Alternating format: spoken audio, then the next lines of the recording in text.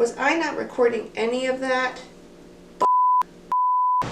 Hello, it's me, Jackie. Welcome back to another infrequent installment of Jackie forces people to watch Rainbow Brite because it just keeps getting better. Well, I'm not really forcing you to watch Rainbow Brite. You have free will and clicked on this video on your own. So you're choosing to watch Rainbow Brite. Since the last time we met, which has been, I will admit, it has been a while, I went as Twink for Halloween. I acquired some Twink earrings for my birthday. Those are from the shop Femme de Bloom, which is a great funky earring shop. She has a series of 80s toys and like TV like earrings, and they're all amazing. So yeah, last we left off in our Rainbow Brite series, we learned that, you know, the existence of colors is directly related to the existence of the color kids and Rainbow Land. So if colors don't exist, then the color kids and Rainbow Land would cease to exist as well, which sort of calls into question Murky's motive. But we also learned that Murky has an aversion to color, which stemmed from a, horrible relationship with his mother, which happened in early childhood. So Murky is much more of a complex villain than I think we can really understand. We also learned that Rainbow Land can be accessed via space, which does come into play in the episodes we're watching today. We have 2 episodes today. We have Rainbow Night, which involves the introduction of a character that we technically have seen in episodes before, but she's more heavily featured. I would say this is the only episode that features one of the side characters more than Rainbow Brite. Well, I guess the Monstro Merc featured Red Butler really strongly, but we didn't really get into like what his deal is. But in this one we really understand the character of Moonglow, and sort of her powers and her relation to Rainbow Brite and Rainbow Land. And the other episode, we mostly just learn about something that has just really gotten to me, which is the land ownership in Rainbow Land, which doesn't seem like a thing that really would come into play at all, because as we saw in the beginning of Rainbow Land, the first 2 episodes, Rainbow Land was once a dark and desolate area until Rainbow Brite came, saved the color kids, and transformed it into Rainbow Land. And so there's not really like a formal government of like a way to, we don't see any of the logistics of anything. There are like sprites have houses, and there's the colored castle, and there's the area called the pits where Murky and Lurky live. But other than that, no one ever brings up like, oh, who owns this land? And that kind of comes into play during our second episode. And you can be the judge of whether or not it makes any sense to you. I have yet to find a way for it to make any sense to me. And I'm the one watching and making these videos. So let's get into the drawing, and the voiceover and all that stuff. And you can be the judge as to whether or not the process of land ownership in Rainbow Land makes any sense. First, I'm going to start off by talking about the drawing. The drawing is of the character Moonglow, who is heavily featured in the first of today's episodes. I knew I really wanted to draw Moonglow, and I was inspired to draw her in the Art Nouveau style. For this, I specifically referenced the art of Le Harc Blueheart and their series of Mario Princess portraits, which you can see off to the side. So the introduction of new characters like Moonglow is really the only interesting thing that's happening in these episodes. And we're going to start with the episode Rainbow Night. We open and it's nighttime in Rainbow Land. It's very aesthetic. We get the first appearances of Kitty Brite and Puppy Brite. No doubt they are supposed to be competitors for Custard and Pupcake, who are Strawberry Shortcake's pets. Rainbow is looking outside the window of Color Castle. She's admiring the night, and we learn that this is the work of a character named Moonglow. We then zoom in on a lone red chair in the middle of seemingly nowhere, and Moonglow just sort of appears and sits down. She has a sprite helper who's named Night Sprite, and she seems to be sort of a perfectionist, artsy type. Surprise, surprise, Murky and Lurky, they're hiding in the bushes again. And Murky is upset because the nights are so beautiful, and he wants them to be dark and gloomy. He then decides that he's going to mess with Moonglow tomorrow night, so the next night. Alright, next night. Murky and Lurky are sneaking around, and they kidnap Moonglow. Night Sprite, however, gets away. During this kerfuffle, it's revealed that Moonglow can turn herself invisible. Rainbow Brite wakes up and sees that it's super dark outside. And Twink and the Color Kids start freaking out. They're running around outside and they're like, it's dark, even though it's nighttime. Night Sprite runs up to the Color Kids and he explains in his sprite language what happened to Rainbow and Twink and Red Butler and Indigo and Tickled Pink and Starlight. They're all there too. And Rainbow and Starlight decide to go to the pits to look for Moonglow. For some reason, Night Sprite feels the need to mention that it's dark on Earth too, and we get an unnecessary cutaway to my favorite character, Brian, looking out at the sky at night, and he's talking to his dog, and he says, all I know is the stars were shining when I went to bed. Now it's all dark outside. Aww. Sucks. Cut to, Moonglow is trapped in the pits. Apparently she can't work when there's light around, so Murky is pointing a big sun lamp at her. But that isn't exactly how it works, because apparently it's only sunlight can keep her at bay, so Murky decides that he's just going to shine a bunch of lights on her. And that's the extent of their plan. Rainbow is trying to rescue Moonglow, and she can't go into the pits without jeopardizing her powers, and Starlight and her will have to think of something else to do in order to save her. During this discussion, Starlight says that if they don't save Moonglow, the bright lights that they're pointing at her will burn away her powers.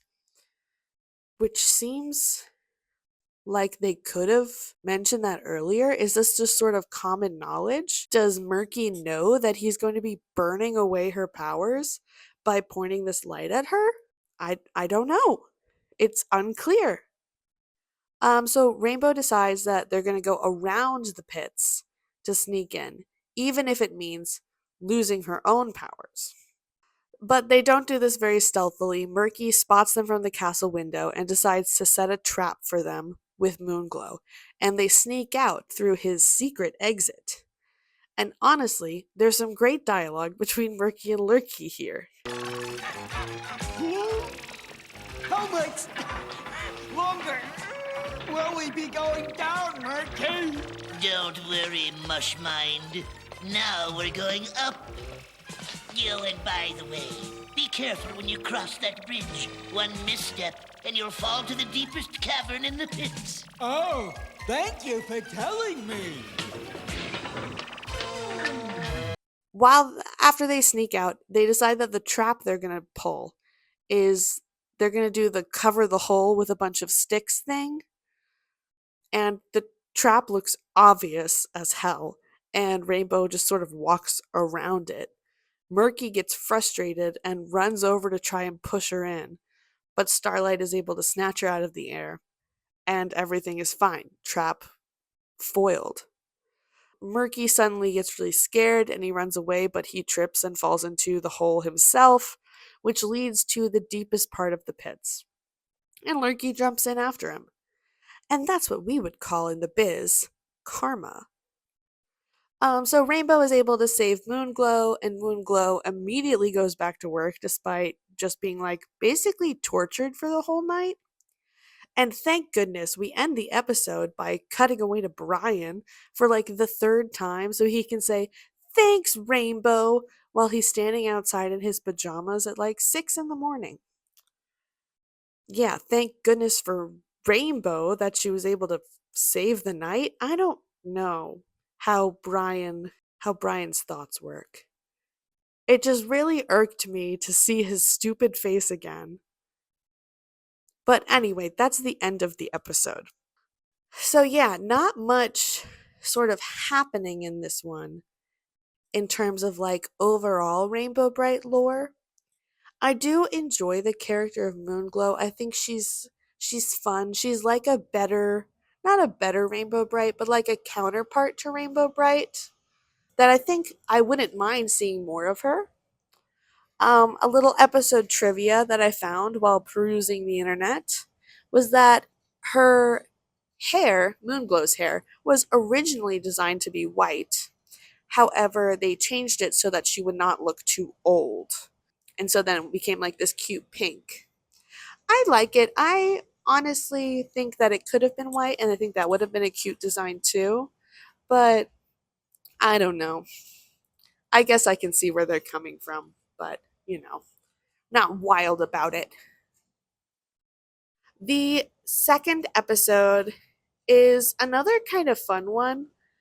We also don't really learn anything from this next episode, except that the sprites lack any sort of critical thinking. This one is called Star Sprinkled. We open on Earth, and Rainbow Brite, Starlight, and Twink are chasing a flock of birds, colorizing them. And they end up running out of star sprinkles. So they go back to the mines where Rainbow drops Twink off, and Twink then proceeds to boss everyone around. And then they ride the roller coaster back down to the color castle with the star sprinkles that have been mined.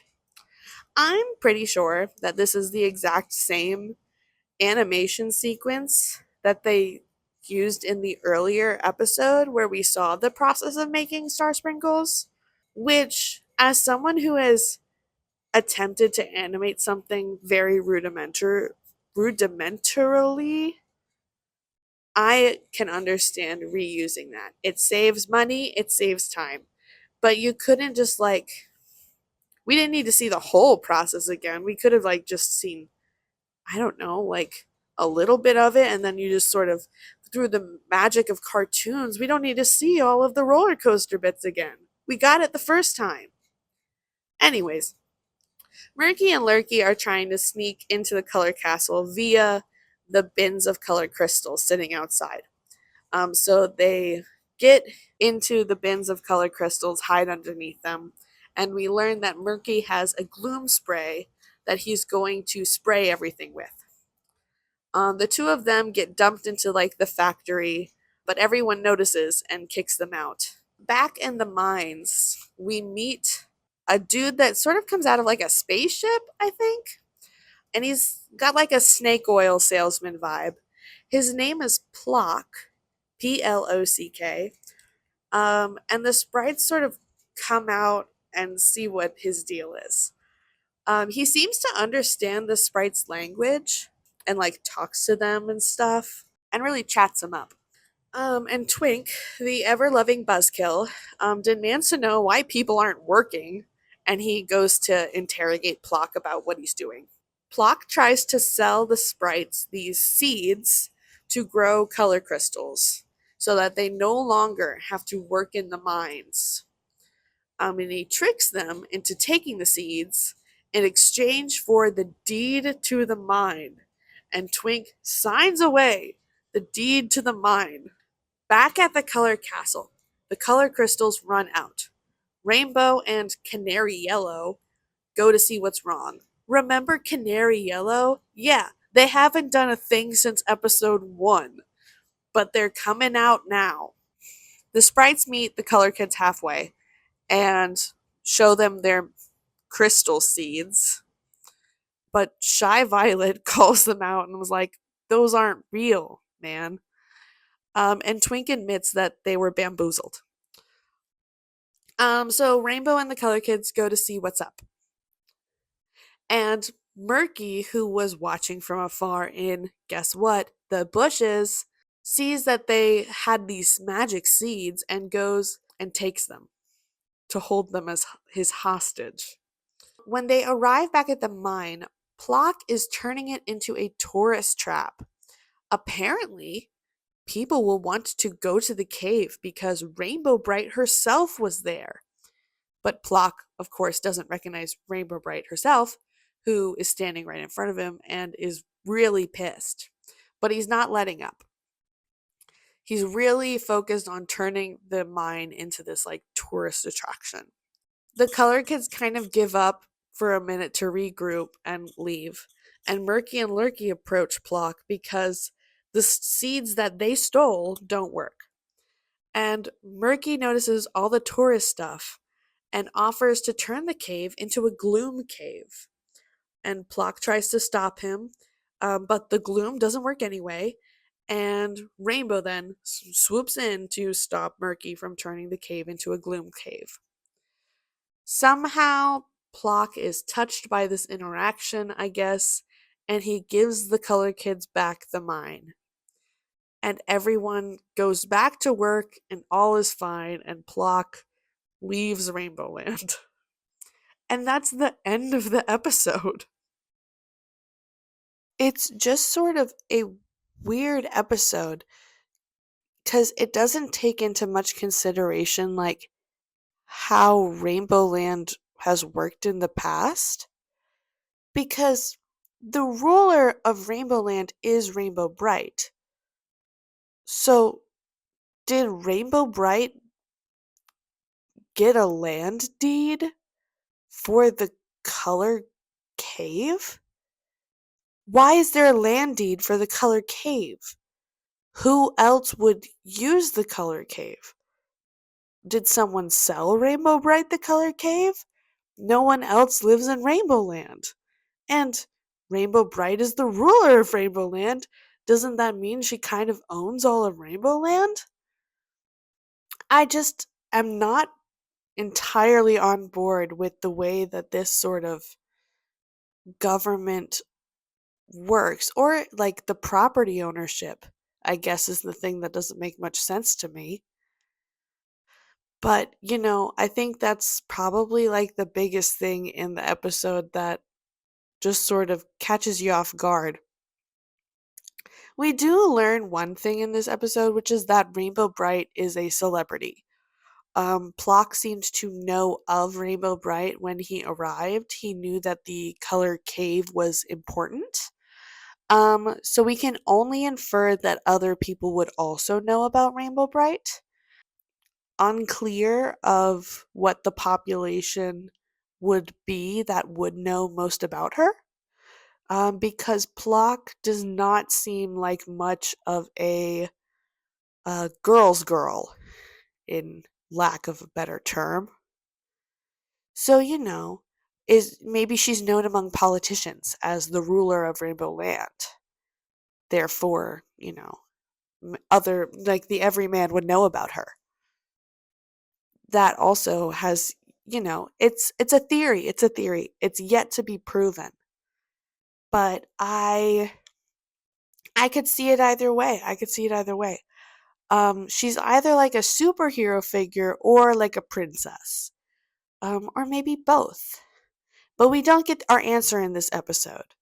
So I will leave you to watch the rest of the drawing and contemplate the importance of property ownership in the government. When you meet a new friend, it opens up a world whose brightness never ends. It opens up a world. There are rainbows to be found there. If you just take a look around, they're making brand new friends. So the shining light in every face shines for all to see to make the world a brighter place. Rainbow Brite and me, so the shining light in every face.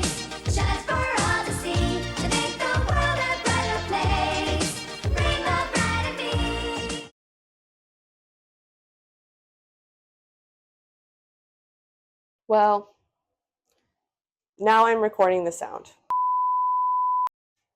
I will admit that the process of making these videos is very sort of segmented. Like, I watched the Rainbow Brite episodes in like November and then did the drawing then, and then I was recording the voiceover in early January, and then it just sort of takes a long time for me to edit this. And now I'm recording this video segment like on the day that I'm going to post it. So I just keep remembering things that I had forgotten. And so just the process of Rainbow Land, like ownership of items, doesn't make any sense to me. I think that maybe more will become clear, because I do remember in following episodes more about like how Rainbow Land works sort of stuck out to me, which is one of the reasons why I decided to make this series of videos, is just that Rainbow Land doesn't really make any sense. And I just need to sort of say it out loud so that other people know, yeah, this doesn't make any sense. What the heck? Because Rainbow is sort of like a divinely appointed ruler. So, you know. And also, like, land ownership, that's a capitalism thing. So, you know, Rainbow Land doesn't do capitalism, I guess. But it's, honestly, it's unclear. Or leave in the comments something else you'd like to see me draw. Any suggestions for other videos. I'm always open to doing other things in between my Rainbow Brite saga. And go ahead and watch the other videos on this channel. Chair is doing a bunch of record reviews of all of his 200-something records. And even though maybe I have a problem with his sort of arbitrary rating system, doesn't mean that you will. That's it for this video. Stay cozy, and have a great day. Oh, and like, comment, and subscribe. I always forget to say that.